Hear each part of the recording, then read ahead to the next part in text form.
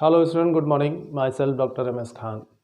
आज हम लोग चैप्टर नंबर 7 पढ़ने जा रहे हैं और चैप्टर का नाम है अल्टरनेटिंग करंट। फिज़िक्स आपको लेकर चल रहे हैं और फिज़िक्स का जो चैप्टर नंबर 7 है वो यहाँ पे अल्टरनेटिंग करंट है। आप एग्ज़ाम नहीं है बोर्ड के, तो ये आपका चैप्टर से क्वेश्चन आएगा। बहुत ही इंपॉर्टेंट चैप्टर है ये, और इस चैप्टर में अल्टरनेटिंग करंट के बारे में जानना है।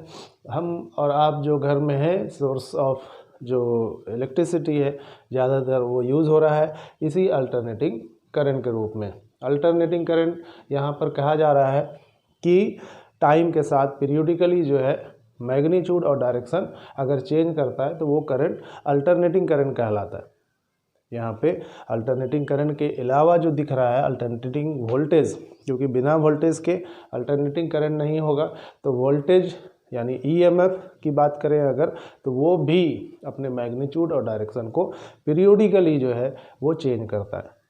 तो ये अल्टरनेटिंग करंट फॉलो करता है साइन और कोसाइन कर्व को, यानी अल्टरनेटिंग करंट जो है वो यहाँ पर वेरी करता है टाइम के साथ साइन का जो कर्व है उस रूप में, या उसका उल्टा कॉस होता है तो कॉस के रूप में। हमने यहाँ जो इक्वेशन लिया है अल्टरनेटिंग वोल्टेज और अल्टरनेटिंग करंट का, वो यहाँ पर आप देख रहे हैं कि E is equal to E0 sine omega t।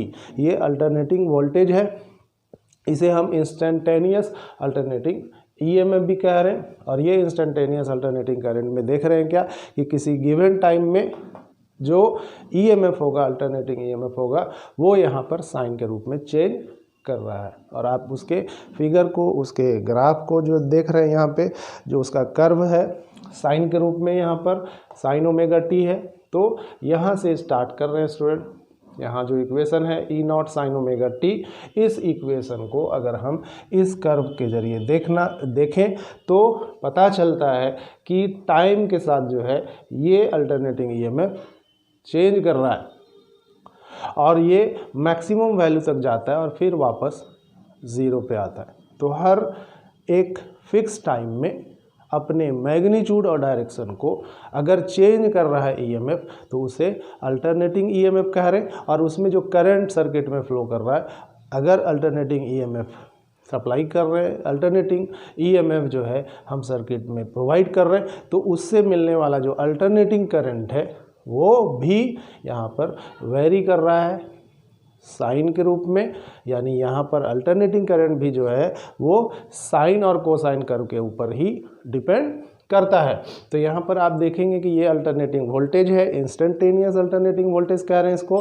तो उससे मिलने वाला जो करंट है वो इंस्टेंटेनियस अल्टरनेटिंग करंट है। और वो इक्वेशन यहाँ पे दिखा रहे हैं कि I is equal to I0 sine omega t plus phi. दो चीज़ यहाँ पर दिख रहा है, एक अल्टरनेटिंग वोल्टेज में ये जो E0 है ये मैक्सिमम वैल्यू है अल्टरनेटिंग EMF का, और इसे एम्पलीट्यूड भी हम कह सकते हैं, यानी एम्पलीट्यूड ऑफ अल्टरनेटिंग EMF या वोल्टेज है यहाँ पर। और उसी तरह से ये जो I0 है वो यहाँ पे मैक्सिमम वैल्यू है अल्टरनेटिंग करंट का, जो आप इस फिगर में देख रहे हैं I0।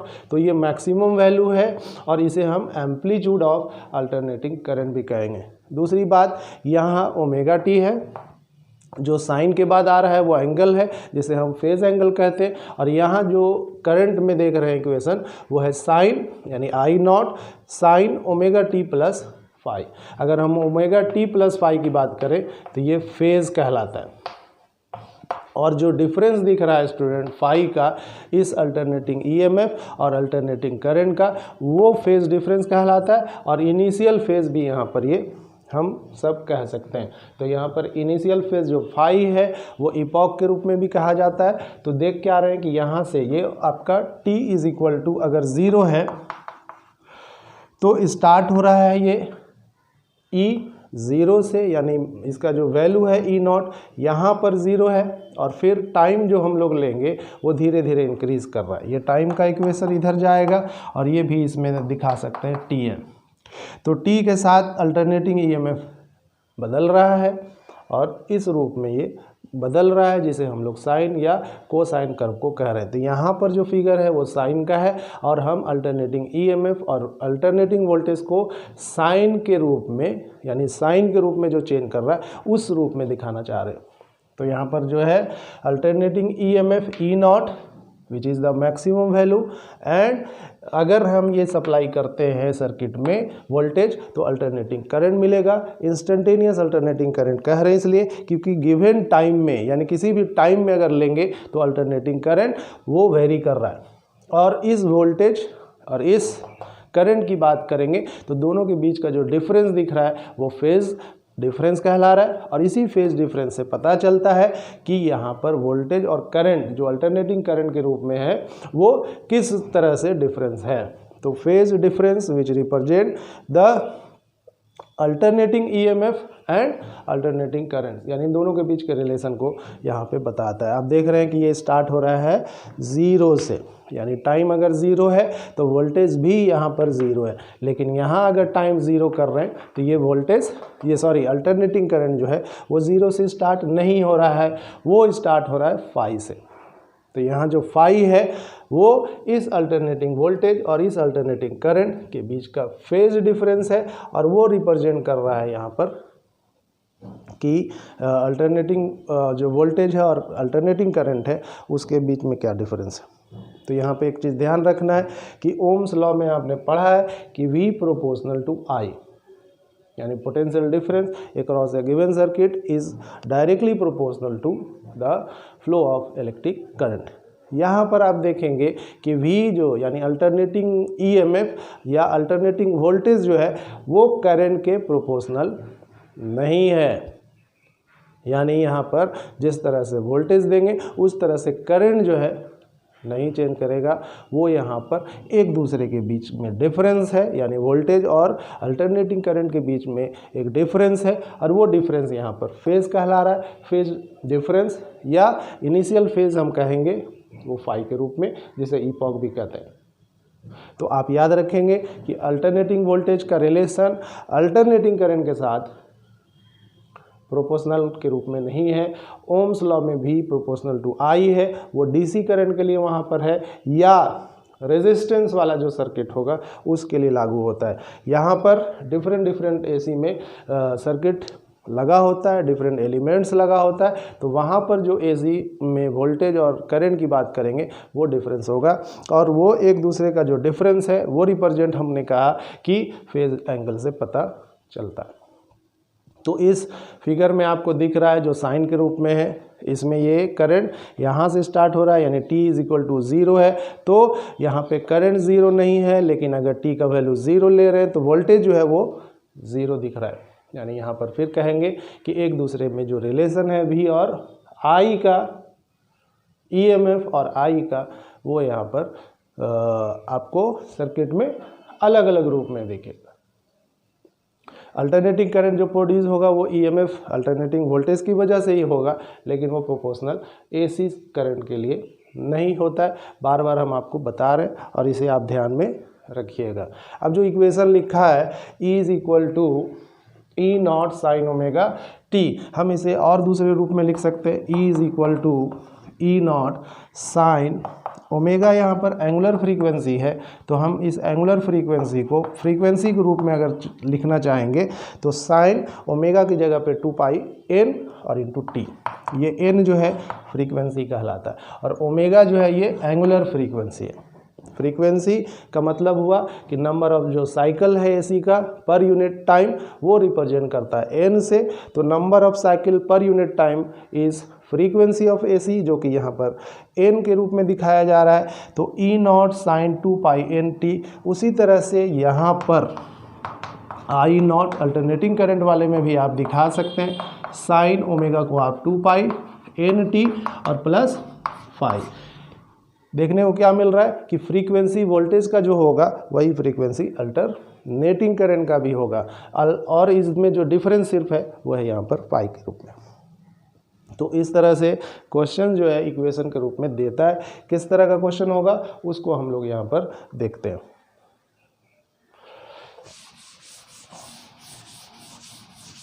तो जो क्वेश्चन है यहाँ पर, अगर मान लिया जाए कि अल्टरनेटिंग जो है वो वोल्टेज सर्किट में दिया जा रहा है, कनेक्टेड है सर्किट, वो इस रूप में 200 sin 314t, अगर अल्टरनेटिंग वोल्टेज जो है सर्किट में 200 sin 3 140 के रूप में है तो आपको कहेगा कि आप बताइए कि इसका पीक वैल्यू क्या होगा। पीक वैल्यू आपको फाइंड करना है, यानी यहाँ पर ई नॉट जो है वो पीक वैल्यू है वोल्टेज का। दूसरा जो है आप यहाँ पे फाइंड आउट करेंगे फ्रीक्वेंसी, तो फ्रीक्वेंसी को एन से शो कर रहे थे। तीसरा जो यहाँ पे फाइंड आउट करने वाली बात है वो है टाइम पीरियड। तो ये क्वेश्चन जो है आपके आने वाले हैं और इसको आप यहाँ पे प्रैक्टिस करके जाइएगा और इसको आप हल करें, देखिए कि आंसर क्या आता है। Peak value of alternating voltage जो होगा वो यहाँ पर ई नॉट है, और आपका जो क्वेश्चन दिया हुआ है उसको जो क्वेश्चन हमने बताया है कर्व के रूप में अल्टरनेटिंग वोल्टेज का, वो यहाँ पे ई नॉट साइन ओमेगा टी के रूप में है। यानी जो एक्चुअल थ्योरेटिकल फार्मूला है अल्टरनेटिंग वोल्टेज का वो ई नॉट साइन ओमेगा टी है, और उसी के रूप में ये इक्वेशन में उसका वैल्यू दिया हुआ है। तो वैल्यू जो दिया हुआ है यहाँ पर वो देख लीजिए और उसको कंपेयर कर लीजिए। तो देख रहा है क्या कि ई नॉट जो है वो 200 के इक्विवेलेंट है, यानी ई नॉट जो यहाँ पर दिख जाएगा वो 200। अब ये वोल्ट में मेजर किया जाएगा तो यहाँ पर वोल्ट लिखेंगे, या जो यूनिट होगा वो यूनिट यहाँ पर डालेंगे। अब है कि वोल्ट ऐसा यूनिट है इसलिए हमने ईएमएफ का जो है वोल्ट ही यूज़ किया है। दूसरा फ्रीक्वेंसी, अब आप देखेंगे कि ओमेगा जो है ये कंपेयर करिए एक दूसरे को, तो ओमेगा जो है वो 314 के इक्वल दिखेगा। तो 314 के जो इक्वल दिखेगा वो यहाँ पे 2 पाई एन के इक्वल है, और ये 314 है यहाँ पे, तो ये 2 पाई एन। अब आप एन को फाइंड आउट करेंगे स्टूडेंट, तो पाई का वैल्यू 3.14 है, और जब इसे सॉल्व करिएगा तो ये 50 हर्ट्स आएगा। फ्रीक्वेंसी का ऐसा यूनिट हर्ट्स होता है। और टाइम पीरियड जो फ्रीक्वेंसी के साथ रिलेशन है उसको अगर आप जानते हैं तो frequency n is equal to 1/t होता है, तो t जो होगा वो 1/n होगा, यानी 1/50 जो है वो सेकेंड यहाँ पे उसका टाइम पीरियड होगा। टाइम पीरियड का मतलब हुआ कि जो साइकिल एक बन रहा है एसी का, वो यहाँ पर एक कंप्लीट साइकिल में जो टाइम लग रहा है उसे हम लोग टाइम पीरियड कहते हैं। तो उम्मीद है इसका क्वेश्चन का आपने आंसर फाइंड आउट कर लिया होगा। अब आगे हम लोग बढ़ते हैं अल्टरनेटिंग वोल्टेज और अल्टरनेटिंग ईएमएफ। इसकी जो बात कर रहे थे उसमें जो डिफरेंस दिख रहा था वो डिफरेंस यहाँ पर फेज डिफरेंस से पता चल रहा है, और उसे हम लोग यहाँ पर देख पा रहे हैं। तो देखते क्या है कि ओमेगा टी प्लस फाई, इसको हम लोग फेज बोलते हैं, और ये एंगल है क्योंकि ये साइन इधर लगा होगा या कॉस, उसके बाद ये जो भी होगा वो एंगल होगा, तो इसे हम लोग फेज एंगल भी कह रहे हैं। और इसमें जो फाई है वो यहाँ पर इनिशियल फेज है। क्या है? इनिशियल फेज या एंगल, फेज एंगल। तो इसे हम लोग ईपॉक भी कहते हैं। किसको? ये फाई को। तो फाई जो है वो बताता है कि वोल्टेज और करंट जो अल्टरनेटिंग करंट के रूप में है क्या रिलेशन है, वो फाई से पता चलता है। लेकिन ये जो ओमेगा टी प्लस फाई है ये एक फेज के रूप में है, और यही डिटरमाइन करता है कि कितने टाइम में अल्टरनेटिंग वोल्टेज का क्या मैग्नीट्यूड होगा या उसका डायरेक्शन क्या होगा। उसी तरह से अल्टरनेटिंग करंट का भी मैग्नीट्यूड और डायरेक्शन इस फेज से ही पता चलता है। अगर हम यहाँ पर वोल्टेज की बात करें, E is equal to E not sine omega t होता है। अभी हमने जो लिया है उसकी बात अगर करें तो यहाँ पर ई नॉट है, ये उसके अपोजिट है इसलिए माइनस ई नॉट है, ये टाइम का एक रिलेशन है। और हमने इसका जो अल्टरनेटिंग वोल्टेज लिया है वो है E not sine omega t. Clear है स्टूडेंट? तो E not sine omega t. अब ये जो ओमेगा टी है ये भी तो एक एंगल है, इसी को फेज एंगल कह रहे हैं।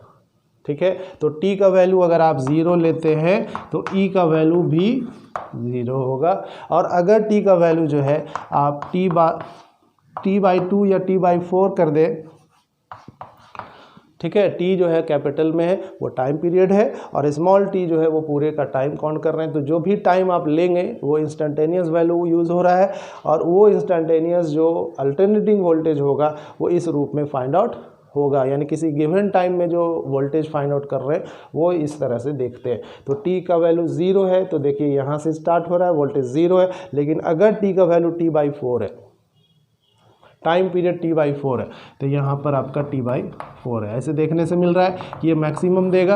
आप इस इक्वेशन में पुट करिए कि E0 sin ओमेगा t है और t के जगह पर आपको पुट करना है t/4, तो आपको जो दिखेगा वो होगा E = E0। तो ओमेगा t से ही पता चल रहा है, या ओमेगा t + phi से ही पता चल रहा है कि अल्टरनेटिंग वोल्टेज या अल्टरनेटिंग करंट का मैग्नीट्यूड और डायरेक्शन जो है वो क्या है। तो जिस क्वांटिटी से हमें अल्टरनेटिंग वोल्टेज और अल्टरनेटिंग करंट का मैग्नीट्यूड और डायरेक्शन पता चले उसे फेज कहा जाता है। अगर एंगल के रूप में है तो वो फेज एंगल कहलाता है। टाइम के साथ भी हम लोग यहाँ रिलेट कर रहे हैं तो वो भी यहाँ पर फेज के रूप में ही रिप्रेजेंट होगा। यानी कोई भी फेज जो होता है वो एंगल और टाइम से मेजर होता है। और हम यहाँ पर देख रहे हैं कि एंगल अगर देखा जाए कि t = 0 तो साइन 0 यानी 0 डिग्री पर है, और अगर t का वैल्यू t/4 है तो यहाँ पर आपका एंगल क्या है, 90 डिग्री है। साइन 90 का वैल्यू 1 होता है और वो मैक्सिमम वैल्यू होता है, इसीलिए यहाँ पर मैक्सिमम वैल्यू वोल्टेज का दिख रहा है E = E0। ये E = E0 कब दिख रहा है, जब टाइम को हम लोगों ने t/4 के रूप में लिया। अगला टाइम आप कोई भी ले लीजिए, उसमें आपको फिर पता चल जाएगा कि इसका मैग्नीट्यूड और डायरेक्शन क्या है। एक चीज़ अब हम लोग देखेंगे कि अल्टरनेटिंग करंट में क्या होता है। I0 sin omega t + phi, I = I0 sin omega t + phi। यहाँ पे बार बार हम लोग कह रहे हैं कि phi जो है वो इनिशियल फेज है, जो वोल्टेज को यहाँ पर और करंट के बीच के रिलेशन को बताता है। मैं वोल्टेज को भी यहाँ पर अल्टरनेटिंग वोल्टेज को या EMF को हम यहाँ पर लिख दें तो जो पहले इक्वेशन लिए थे वो था E = E0 sin omega t, और उससे जो मिल रहा है अल्टरनेटिंग करंट वो है I0 sin omega t + phi। Peak value ये वोल्टेज का है और यहाँ I0 जो है वो पिक वैल्यू करंट का मैक्सिमम है। अब देख रहे हैं क्या कि इसका अगर हम लोग बात करें t का वैल्यू 0 है तो E का वैल्यू वहाँ पर अभी आपको दिखा है कि 0 होगा। लेकिन अगर हम बात करें करंट की I यानी टाइम का वैल्यू 0 पर ही देखें तो I = जो दिखेगा, अब देख रहे हैं क्या कि t तो 0 है तो ये तो पहला 0 हो जाएगा, लेकिन फिर इसको इक्वेट करेंगे तो phi के रूप में आएगा। तो हम कह सकते हैं कि अगर t का वैल्यू 0 है तो वोल्टेज तो 0 हो रहा है, करंट यहाँ 0 नहीं होगा, और वो जो डिफरेंस दिख रहा है वो I0 sin phi के रूप में दिख रहा है, यानी I0 sin phi, यानी EMF और अल्टरनेटिंग करंट के बीच का जो रिलेशन है वो एक दूसरे पे जो डिफरेंस दिख रहा है वो है I0 sin phi। अगर ये पॉजिटिव है तो वोल्टेज से ये लीड करेगा, और अगर ये नेगेटिव होता तो ये वोल्टेज से लैग बिहाइंड होगा। यानी अगर हम देख रहे हैं क्या कि वोल्टेज जो है वो 0 से स्टार्ट हो रहा है और अल्टरनेटिंग करंट जो है वो phi एंगल से इस तरह से स्टार्ट हो रहा है, तो हम कहेंगे कि ये जो स्टार्ट हो रहा है पॉजिटिव इधर I0 की तरफ जा रहा है तो वो लीड कर रहा है किससे, इस वोल्टेज से। एंगल कितना है, phi। ये phi डिफरेंस भी मतलब डिफरेंट मतलब टाइम में ये डिफरेंट हो सकता है। तो अभी जो दिख रहा है वो ये कि जो phi एंगल है वो डिफरेंस बता रहा है किस में, वोल्टेज और अल्टरनेटिंग करंट के रूप में। और हम अगर कहें कि करंट पॉजिटिव है, phi अगर यहाँ पे एंगल पॉजिटिव है तो अल्टरनेटिंग वोल्टेज से ये अल्टरनेटिंग करंट लीड करेगा, और अगर ये माइनस होता तो हम कहेंगे कि अल्टरनेटिंग करंट वोल्टेज से लैग बिहाइंड है। क्लियर है स्टूडेंट। अगर हम इसको आप एग्जांपल से समझें तो इस तरह से समझ सकते हैं। और वो एग्जांपल यहाँ पर अगर कहें कि E = मान लिया जाए कि हम यहाँ पर कैपेसिटर एक ले लेते हैं और कैपेसिटर में AC करंट सप्लाई करते हैं। AC का ये सिंबल है और यहाँ जो वोल्टेज दे रहे हैं, ये कैपेसिटेंस है, उसका वोल्टेज जो दे रहे हैं वो है E0 sin ओमेगा। करंट जो इसमें मिलता है आगे पढ़ेंगे, तो करंट जो होगा वो यहाँ पर I is equal to I naught sine omega t plus pi by 2। तो वोल्टेज आप दे रहे हो क्या, E naught sine omega t, और करंट जो इस कैपेसिटर के क्रॉस मिल रहा है वो है I naught sine omega t plus pi by 2। तो हम क्या कहेंगे कि ओमेगा टी, यहाँ पर फेज डिफरेंस ये ओमेगा टी दोनों के लिए कॉमन है, लेकिन जो डिफरेंस दिख रहा है वो पाई बाई 2 का है, और प्लस में अगर है ये करंट तो हम कहेंगे कि वोल्टेज से अल्टरनेटिंग करंट जो है वो लीड करेगा एंगल पाई बाई 2 से, यानी phase difference between E and I is equal to pi by 2।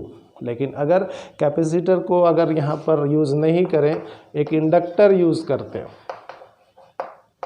तो इंडक्टर में देखते क्या है कि जो करंट होगा उस AC वोल्टेज में E is equal to E not sine omega t, जो आप वोल्टेज दे रहे हो इंडक्टर के रूप में, इंडक्टर को I करंट के रूप में, तो ये जो I है वो यहाँ पर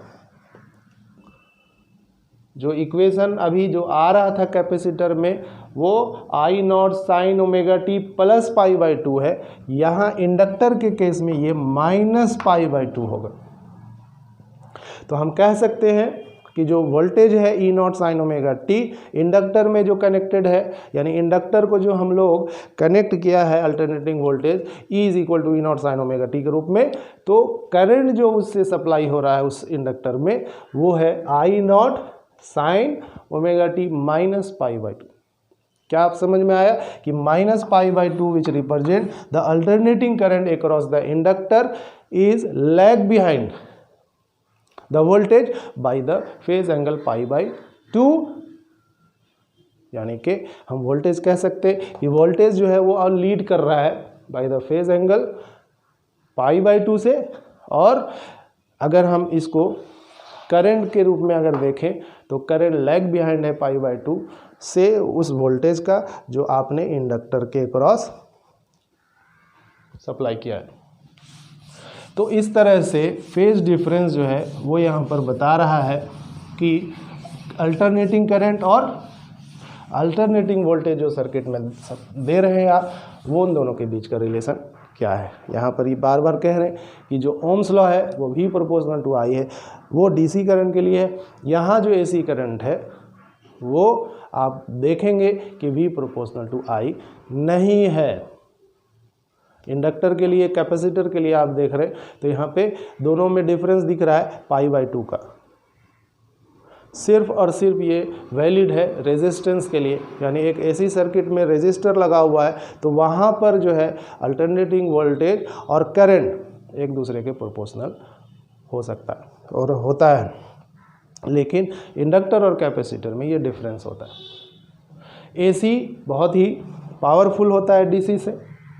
एसी का हमेशा फ्रीक्वेंसी होगा और इंडिया में उसकी फ्रीक्वेंसी 50 हर्ट्ज यूज़ किया जा रहा है एसी का। डीसी का जो फ्रीक्वेंसी है वो 0 होता है, यानी डीसी जो करंट है वो आपका मैग्नीट्यूड और डायरेक्शन चेंज नहीं होता है किसी भी टाइम में, लेकिन एसी में क्या देख रहे हैं कि मैग्नीट्यूड और डायरेक्शन टाइम के साथ चेंज करता है।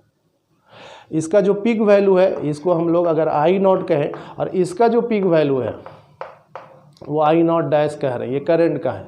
तो peak value of alternating current जो होगा आई नॉट डैश, वो √2 टाइम्स जो है डीसी करंट आई नॉट के पीक वैल्यू से अधिक होता है, यानी I nought dash is equal to √2 times of I nought. इसको वोल्टेज के रूप में भी आप दिखा सकते हैं, तो E nought dash is equal to √2 E nought, यानी डीसी का जो पीक वैल्यू है, यानी जितना पे आप कनेक्ट कर रहे हैं वही उसका पीक वैल्यू है, लेकिन एसी जो है उस पीक वैल्यू पर √2 टाइम्स ज़्यादा होता है। तो हम कह सकते हैं कि AC is more powerful than DC and इसका जो स्ट्रेंथ होगा वो डीसी से √2 टाइम्स जो है वो अधिक होता है। तो हम कह सकते हैं कि अगर घर में जो वोल्टेज देते हैं हम लोग, ठीक है, वो डीसी करंट का, ठीक है, और वो अगर यहाँ पर 220 वोल्ट देते हैं, डीसी यानी बैटरी सेल से आप जो कनेक्ट कर रहे हैं उससे जो वोल्टेज मिल रहा है, किसी भी अप्लायंसेस को जो यूज़ करेंगे वो 220 वोल्ट मिल रहा है। लेकिन उसी वैल्यू पर AC जो करंट होगा या AC जो वोल्टेज होगा वो उस 220 का √2 टाइम्स अधिक होगा। आप इसको कैलकुलेट करेंगे तो देखेंगे कि √2 टाइम्स जो है वो AC DC के वैल्यू से अधिक होता है, और ये इसीलिए डेंजरस भी है। AC is more dangerous than DC। AC का मैग्नीट्यूड और डायरेक्शन टाइम के साथ चेंज करता है, पीरियोडिकली चेंज करता है, साइन कर्व के रूप में या कोसाइन कर्व के रूप में, लेकिन DC का मैग्नीट्यूड और डायरेक्शन चेंज नहीं करता है। AC जो है यहाँ पर जो सोर्स है वो है change in magnetic flux. Magnetic flux के चेंज करने से यहाँ पर अल्टरनेटिंग करंट मिलता है। इंड्यूस्ड EMF और इंड्यूस करंट जो है हम लोग ने इलेक्ट्रोमैग्नेटिक इंडक्शन में पढ़ा है, उसका जो है यहाँ AC और DC मतलब सोर्स है यहाँ पर AC का वो इंड्यूस EMF और इंड्यूस करंट, लेकिन DC में अगर हम लोग देखेंगे तो सेल और बैटरी से ये हमें मिलता है। तो सेल और बैटरी से जो करंट मिलेगा वो DC करंट होगा, या उसका जो वोल्टेज है वो DC वोल्टेज है।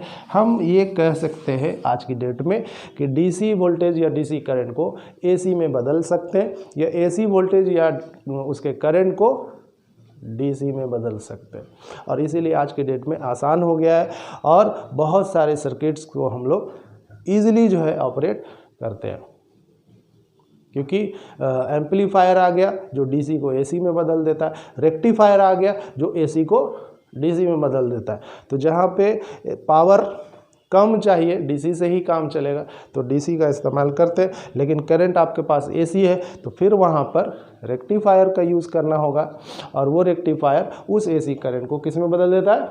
DC में बदल देता है। आगे हम लोग बात करते हैं कि कुछ और भी वैल्यू हैं जो इस अल्टरनेटिंग करंट में पढ़ना है।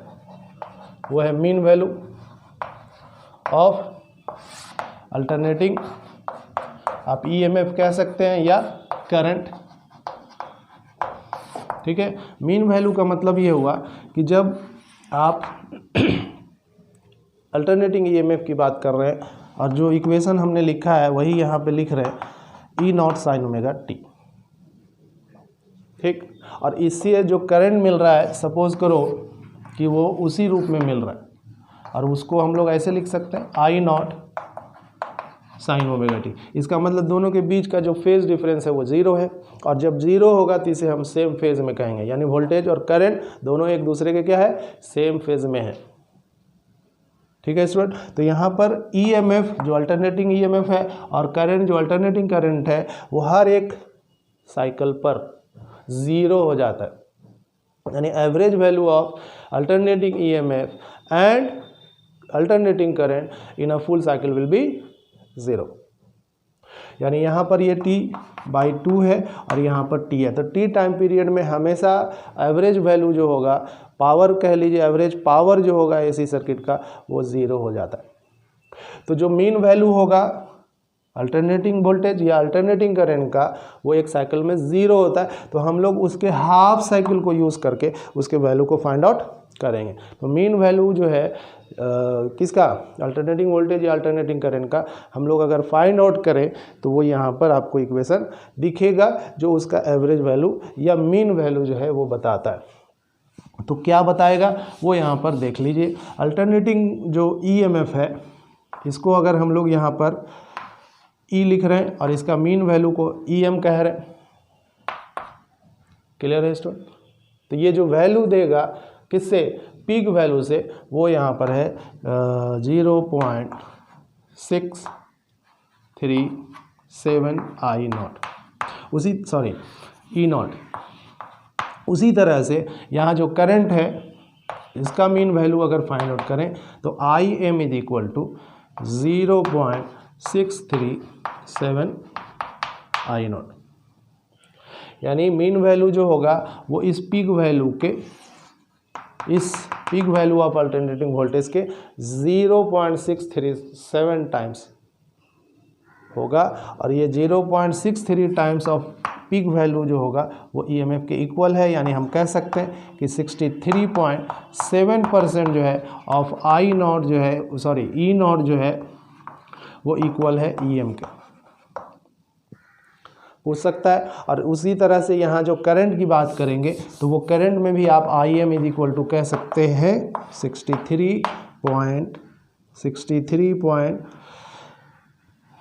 63.7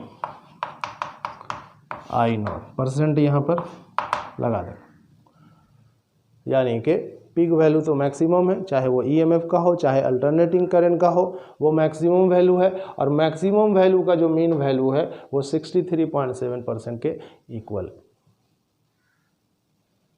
क्लियर है? उम्मीद है आप इसको समझ गए।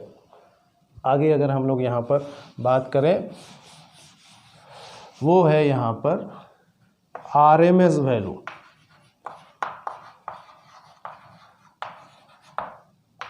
वैल्यू ऑफ अल्टरनेटिंग ईएमएफ या अल्टरनेटिंग करंट। स्टूडेंट, इसको यहाँ से हटा देता हूँ।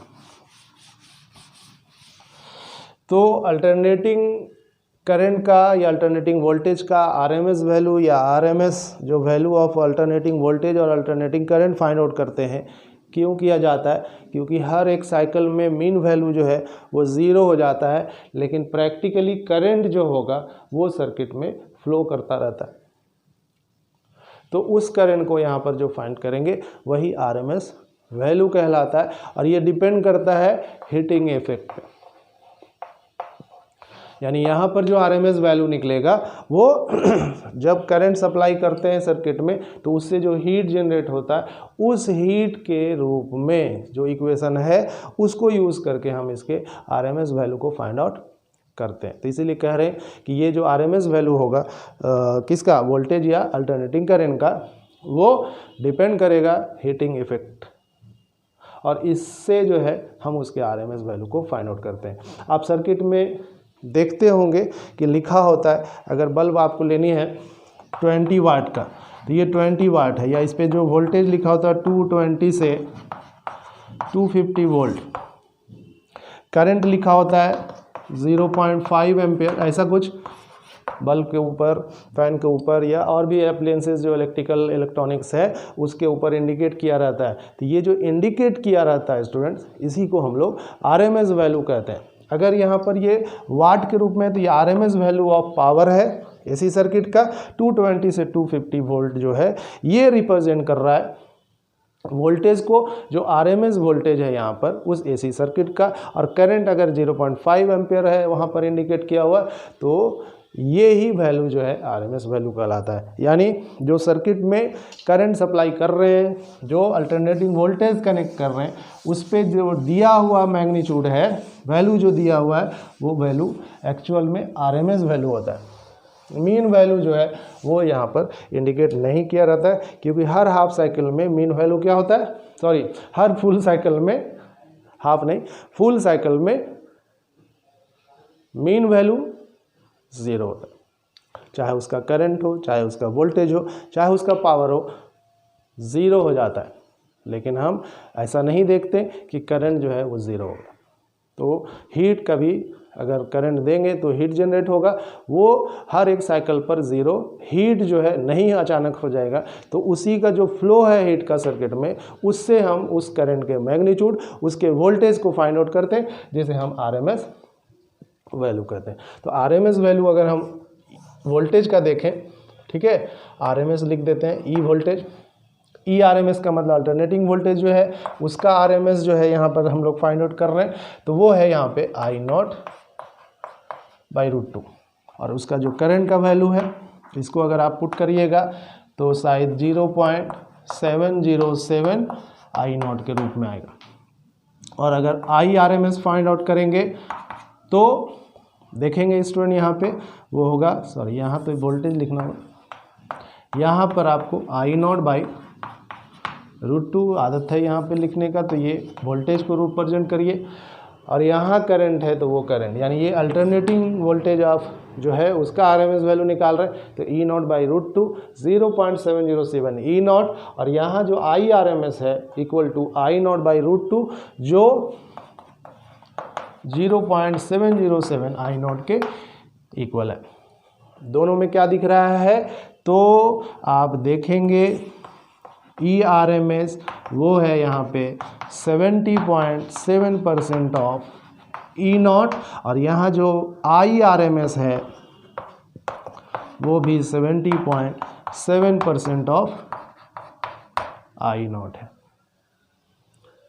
याद रहेगा। तो ये जो IRMS है या ERMS है वो सर्किट में इंडिकेट किया है, या जो न्यूमेरिकल्स दिया होगा उसके में वैल्यू जो दिया होगा वो उसका RMS वैल्यू दिया रहता है। तो हम लोग जब कहें कि सर्किट में 220 वोल्ट दिया है या 60 वाट का बल्ब लगा है, तो वो यहाँ पर उसका RMS वैल्यू है। अगर उसके पीक वैल्यू को फाइंड आउट करना है तो स्टूडेंट आप चेंज कर सकते हैं और वो पीक वैल्यू आप फाइंड आउट कर लेंगे। तो देखने को क्या मिला कि मैक्सिमम जो है, ध्यान देना है यहाँ पे, अगर हम इसके वेव के जो फॉर्म है उसको अगर रिप्रेजेंट करें, ठीक है, ये आपका वोल्टेज है और वो वोल्टेज है E not sine omega T. इसका जो मीन वैल्यू है उसको आप देख रहे थे 63.7% ऑफ ई नॉट था, और इसका ERMS वैल्यू जो देख रहे थे वो शायद कितना था 70.7% ऑफ आई। क्लियर है स्टूडेंट। तो हम देखना चाहते हैं कि ई नॉट से ये 63.7% है और आई नॉट से जो है वो ERMS वैल्यू 70.7 है। यानी अगर यहाँ पर फिर आई नॉट ई नॉट, अगर यहाँ पर हम लोग पीक वैल्यू को ऐसे रिप्रेजेंट कर दें वोल्टेज का, ये ई नॉट है, ये मैक्सिमम वैल्यू है ई का। अगर रिप्रेजेंट कर रहे हैं तो इधर जाएंगे तो माइनस होगा। तो देखने को क्या मिल रहा है कि जो मैक्सिमम वैल्यू है जिसे peak value of alternating voltage कहते हैं वो ई नॉट यहाँ पर है, और उसका मीन वैल्यू निकालिएगा तो 63.7 पे जाएगा। अगर दोनों का फेज सेम है तो ऐसा करें, ये ऐसे जाएगा। ये जो वैल्यू है इसको हम लोग, ये जो है EM है, ठीक है। और तीसरा जो ERMS दिख रहा है वो 70.7 यानी 63.7 से आगे है, तो इसके लिए हम यहाँ पे ऐसे बना सकते हैं। उम्मीद है आप समझ गए। तो ये वाली जो वैल्यू है वो ERMS।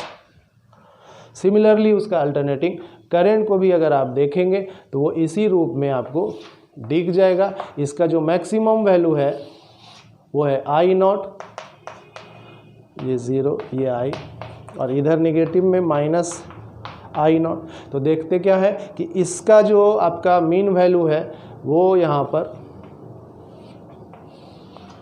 ये है 63 पॉइंट, जो आपको यहाँ पर दिख रहा है 63.7, तो ये आपका IM है।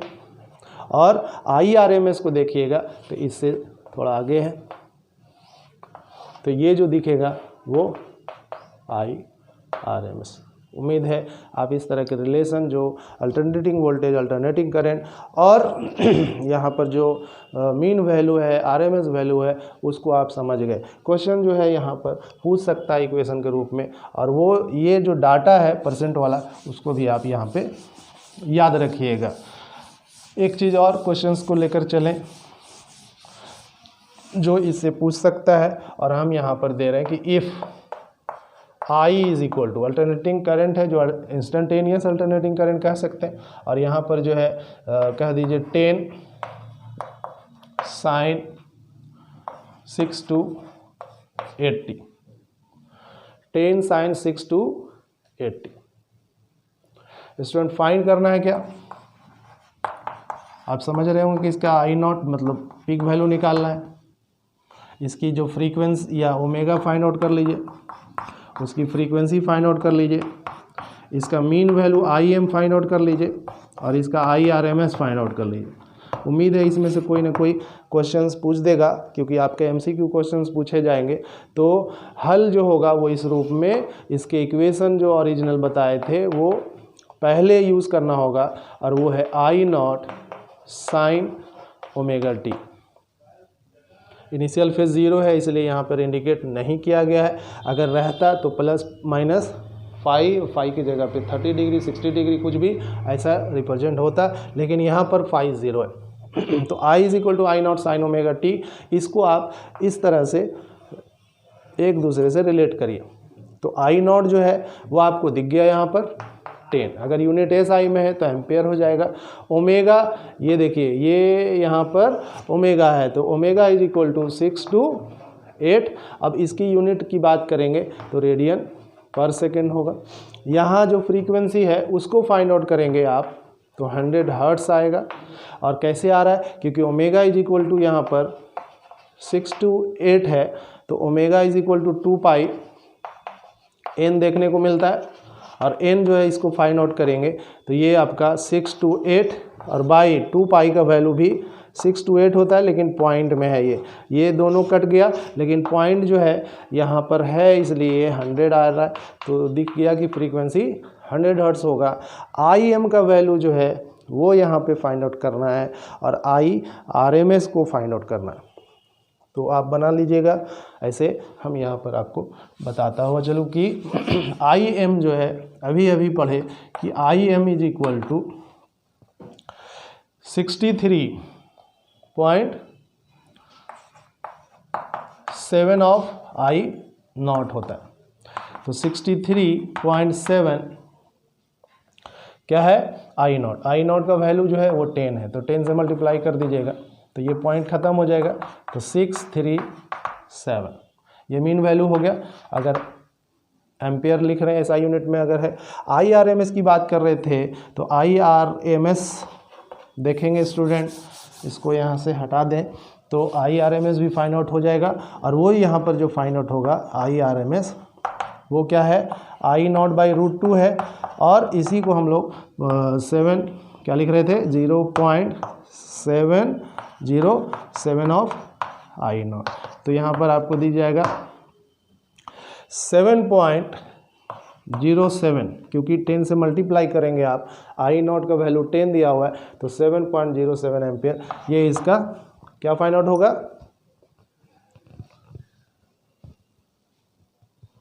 क्या फाइंड आउट होगा, आपका RMS वैल्यू। तो आज का वीडियो यहीं तक। आपका जो अल्टरनेटिंग करंट है अगले टॉपिक को लेकर आते हैं, और तब तक इसको रिवाइज करिए, और इस वीडियो को लाइक करिए, सब्सक्राइब करिए, पढ़ते रहिए फिज़िक्स। Thank you.